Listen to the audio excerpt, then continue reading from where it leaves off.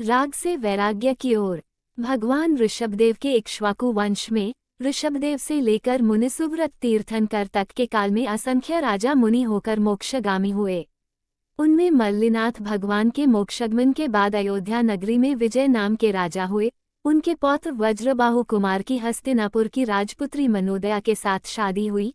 शादी के थोड़े ही दिन बाद कन्या का भाई उदय सुंदर अपनी बहन को लेने के लिए आया। जब मनोदया ने अपने भाई के साथ पीहर के लिए प्रस्थान किया, तब वज्रबाहु भी मनोदया के प्रति तीव्र प्रेमवश उन्हीं के साथ ससुराल चल दिए।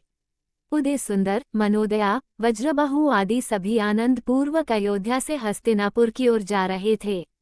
साथ में उनके 26 राजकुमार मित्र और उनकी रानियां भी पर्वतों और वनों की रमणीय शोभा देखते हुए चल रहे थे। तभी युवा राजकुमार वज्रबाहु की नजर एकाएक रुक गई। वे सोचने लगे, अरे यहाँ दूर कोई अद्भुत सुंदरता दिखाई दे रही है। वह क्या है? या तो यह कोई वृक्ष का तना है, या कोई सोने का स्तंभ है, या कोई मनुष्य है। जब पास आकर देखा तो राजकुमार वज्रबाहु आश्चर्यचकित रह गए। अहो, नग्न दिगंबर मुनिराज ध्यान में खड़े हैं, आंखें बंद और लटकते हुए हाथ, संसार को भूलकर आत्मा में अंदर अंदर गहराई में उतरकर कोई अद्भुत मोक्ष सुख का वेदन कर रहे हैं। शांतरस की मस्ती में मस्त हैं, तप के द्वारा शरीर दुर्बल हो गया है, तो भी चैतन्य के तेज का प्रताप सर्वांग से सुशोभित हो रहा है। हिरण और सर्प शांत होकर उनके पास बैठे हैं। अरे, उनकी शांत मुद्रा वन के पशुओं को भी ऐसी प्रिय लग रही है कि वे भी शांत होकर बैठ गए हैं। उन मुनिराज को देखकर कुमार वज्रबाहु विचार करते हैं, वाह, धन्य है मुनिराज का जीवन। वे स्वयं से ही मोक्ष की रचना कर रहे हैं और मैं संसार के कीचड़ में फंसा हूँ, विषय भोगों में डूब रहा हूँ। इन भोगों से हटकर मैं भी अब ऐसी योगदिशा धारण करूँगा, तभी मेरा जन्म सफल होगा। इस समय सम्यक आत्मभान होने पर भी जैसे कोई चंद्रवृक्ष जहरीले सर्प से लिपटा हो, ऐसा मैं विषय भोगों के पापों से घिरा हुआ हूँ।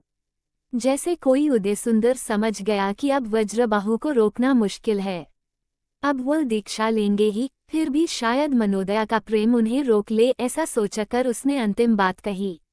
तो दोस्तों, अगर आपने अभी तक मेरा चैनल सब्सक्राइब ना किया हो तो कर दें, वीडियो को लाइक कर दें और इस कहानी को अधिक से अधिक शेयर करें। कुमार, आप मनोदया की खातिर ही रुक जाओ। तुम्हारे बिना मेरी बहन अनाथ हो जाएगी, इसलिए उसके ऊपर कृपा करके आप रुक जाइए, आप दीक्षा मत लीजिए। परंतु मनोदया भी वीरपुत्री थी। वह रोने नहीं बैठी, बल्कि उसने तो प्रसन्नचित होकर कहा, हे बंधु, तुम मेरी चिंता मत करो। वे जिस मार्ग पर जा रहे हैं, मैं भी उसी मार्ग पर जाऊंगी। वे विषय भोगों से छूटकर आत्मकल्याण करेंगे, तो क्या मैं विषयों में डूबकर मरूंगी? नहीं, मैं भी उनके साथ ही गृहस्थ दशा छोड़कर अर्जिका दीक्षा लूंगी और आत्मकल्याण करूंगी। धन्य है मेरा भाग्य। अरे, मुझे भी आत्महित करने का सुंदर अवसर मिला। रोको मत भाई, तुम किसी को भी मत रोको। जो भी कल्याण के मार्ग पर चलना चाहता है, उसे जाने दो और संसार के मार्ग में मत फंसाओ। तुम भी हमारे साथ उसी मार्ग में आ जाओ।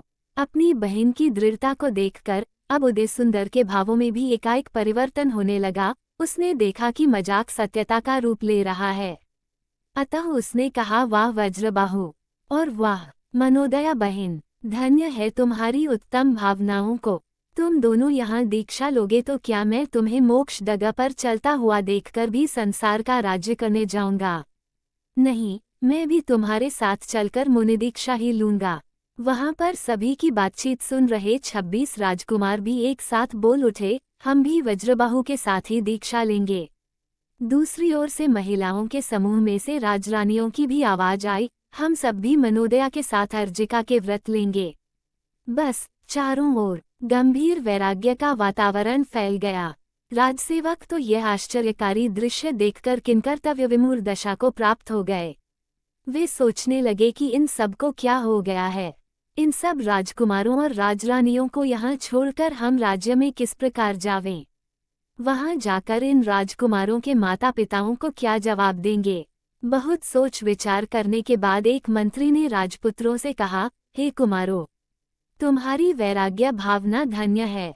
लेकिन हमें मुश्किल में मत डालो।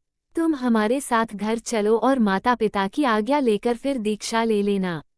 तब वज्रबाहु बोले, अरे, संसार बंधन से छूटने का अवसर आया, यहाँ माता पिता को पूछने के लिए कौन रोकेगा।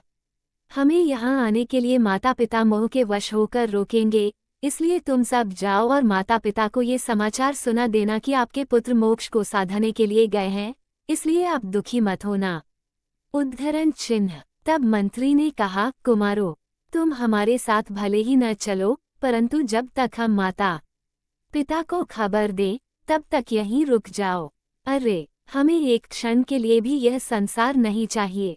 जैसे प्राण निकलने के बाद फिर शरीर शोभा नहीं देता, उसी प्रकार जिससे हमारा मोह छूट गया, ऐसे इस संसार में अब क्षण मात्र के लिए भी हमें अच्छा नहीं लगता। ऐसा कहकर वज्रबाहु एवं उदय सुंदर के साथ सब कुमार चलने लगे और वहां ध्यान में खड़े गुणसागर मुनिराज के पास आए और हाथ जोड़कर अति विनय पूर्वक नमस्कार कर कहने लगे, हे स्वामी, हमारा मन संसार से बहुत भयभीत है, आपके दर्शन से हमारा मन पवित्र हुआ है।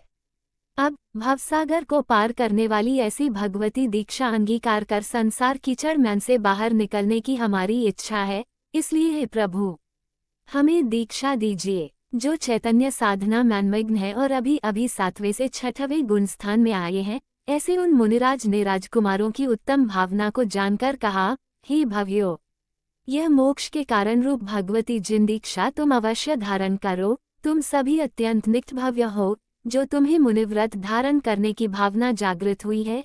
ऐसा कहकर आचार्यदेव ने वज्रबाहु सहित 26 राजकुमारों को मुनिदीक्षा देकर अनुग्रहित किया। राजकुमारों ने मस्तक के कोमल केशों बालों को अपने हाथों से लोंच करके पंचमहाव्रत धारण किए। राजपुत्री और रागपरिंती दोनों को त्याग दिया, देह का मोह छोड़कर चैतन्य धाम में स्थिर हुए और शुद्धोपयोगी होकर आत्मचिंतन में एकाग्र हुए। धन्य है उन मुनिवरों को। दूसरी ओर मनोदया ने भी पति और भाई के समान सांसारिक मोह छोड़कर आभूषण त्याग कर वैराग्यपूर्वक आर्यिका के व्रत धारण किए। साथ ही अनेक अन्य रानियां भी आर्यिका हुई और मात्र एक सफेद वस्त्र को धारण करके देह में चैतन्य की साधना के द्वारा सुशोभित होने लगी। मुनि और आर्यिका के व्रत में दीक्षित सभी आत्माएं स्फटिकमणि समान शुद्धोपयोग के आभूषण से सुशोभित हो उठी। धन्य है उन राजपुत्रों को और धन्य है उन राजरानियों को। जिस समय वज्रबाहु आदि की दीक्षा का समाचार अयोध्या में पहुंचा, उसी समय उनके पिता सुरेंद्रमन्यु तथा दादा विजय महाराज भी संसार से विरक्त हुए। अरे, अभिनवपरिणीत युवा पौत्र, संसार छोड़कर मुनि हो गए और मैंने वृद्ध होते हुए भी अभी तक संसार के विषयों को नहीं छोड़ा। अहो, इन राजकुमारों ने संसार भोगों को तृणवत समझकर छोड़ दिया और मोक्ष के अर्थ शांतभाव में चित्त को स्थिर किया। हम भी अब भगवती दीक्षा अंगीकार कर अपना कल्याण करेंगे। अरे, ऊपर से सुंदर लगने वाले विषयों का फल बहुत कटु होता है। यौवन दशा में शरीर का जो सुंदर रूप था, वह भी वृद्धावस्था में कुरूप हो जाता है। शरीर और विषय क्षणभंगुर हैं, ऐसा जानते हुए भी यदि हम विषय भोगरूपी कुएं में डूबे रहे, तब हम जैसा मूर्ख कौन होगा। ऐसा विचार करके वैराग्य भावना भाई सब जीवों के प्रति क्षमाभाव पूर्वक विजय महाराज तथा उनके अन्य पुत्र भी जिन दीक्षा लेकर मुनि हुए। अरे, पौत्र के मार्ग पर दादा ने गमन किया। धन्य है जैन मार्ग, धन्य है मुनि मार्ग और धन्य है उस मार्ग पर चलने वाले जीव। विजय महाराज ने दीक्षा लेने के पूर्व वज्रबाहु के भाई पुरंदर को राज्य सौंपा।